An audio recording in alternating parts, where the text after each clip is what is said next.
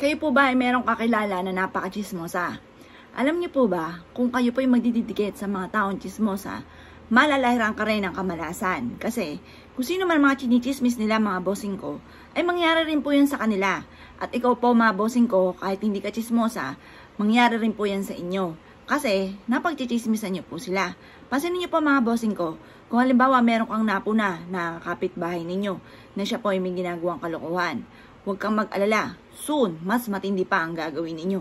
Ganun po yan mga bossing. Marami na patotoong ganyan mga bossing ko. Marami na ako nasaksihan ng ganyan ang nangyari. At naging ganyan din ako dati mga bossing. Dahil dami kong problema pinagdadaanan mga bossing ko, naging chismosa rin ako. Dahil ayokong isipin ang problema ko mga bossing. Kaya nakikisaw-saw ako sa may problema na may problema. Nako mga bossing ko, lalong tumindi ang aking problema. Totoo po yan. Dahil yan po mga bossing ko ay isa sa mga nangyari sa akin. Kaya kung ayaw mangyari sa inyo mga bossing ko, at ikaw ay may tropa na chismosa, layo-layuan nyo dahil magiging ganyan din po kayo soon.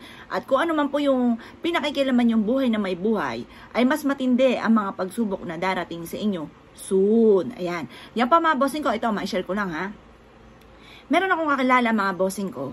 At itong taong to hindi pa iba sa akin mga bossing ko. Ito ay lagi na lamang pong pinipintasan niya yung tao na hindi ko alam kung bakit lagi niya pinipintasan. Ngayon po mga bossing ko, ang taong ito ay lagi nagbubuhat ng sariling bangko. At ang sinasabi po niya, maigaling na lang at hindi ako ganun. Alam niyo po ba mga bossing ko, nangyari ito sa kanya at mas matindi ang nangyari. Kumbaga yung taong pinipintasan niya, chini-chismis niya kung kani-kanino, at nagbubuhat siya ng sariling bangko na sinasabi niya maigi pa at hindi sa kanya nangyari, soon, nangyari po sa kanya mga bossing. At matindi ang nangyari pa sa kanya mga bossing. Kaya po mga bossing ko yung nakakilabot ang ganyan. Kaya pag minsan na pag-uusapan lamang, mag-knock on wood ka. Or kaya po mga bossing ko, kung may nakikita ka at para sa inyo, kapintas-pintas ang kanyang ginagawa, ipagdasal nyo na lang na mabago po siya. Huwag nyo nang i-chismis at huwag na rin kayo magbubuhat ng sariling bangko. Kung yan po mga bossing ko ay nakakaranas siya ng ganun at pinipintasan nyo po siya.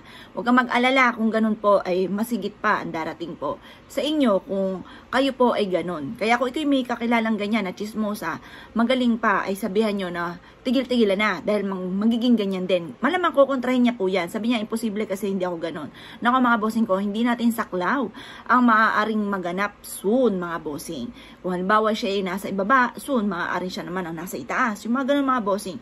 Kaya mahirap magsalita mga bossing, mahirap din makailam. Kahit yung sa mga karamdaman. Sabi mo, yun ako, may karamdaman si ganyan. Yan, buti nga sa kanya, magaling pa ako walang karamdaman. Huwag kang mag-alala, soon, ikaw naman ang magkakaroon. Ganun po yun. Kaya kailangan, kung halimbawa, ito may taong ito na pinipintasan nyo para sa inyong sarili, or yung taong itong kaibigan mo ay ganun. Sabi-sabihan nyo na hindi natin saklaw ang maaaring maganap bukas. Kaya mas mainam, kapag may mga ganong sitwasyon, lumayo-layo ka na. Or kaya po ipagdasal nyo ng maganda yung taong ito, imbis po na pintasan ninyo, pulaan po ninyo at ichismis pa. At mas mainam po mga bossing ko, yan po ay huwag ka rin magbubuhat ng sariling bangko. Kaya minsan, pag meron akong kakwentuhan at nagbuhat ng sariling bangko, siya po yun. Ganun po yun mga bossing. Kasi marami akong kakilalang ganun sasabihin naku ako hindi inggitera, magaling pa ako. Huwag kang maniwala doon. Inggitera po yan, yung kausap po ninyo.